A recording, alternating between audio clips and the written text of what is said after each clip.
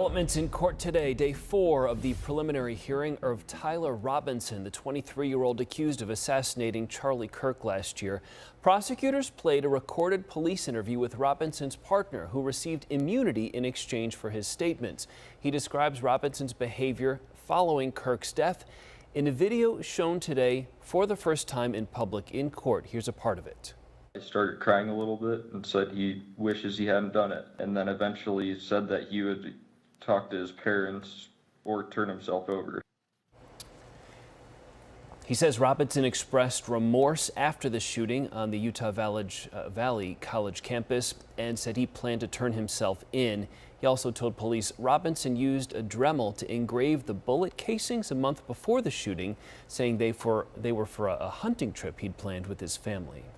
This is all part of a hearing where prosecutors are trying to convince the judge they have enough evidence for a capital murder case against Robinson. And it's the subject of tonight's True Crime AZ Live at 7 o'clock on our AZF Plus app, which you can install for free on your smart TV.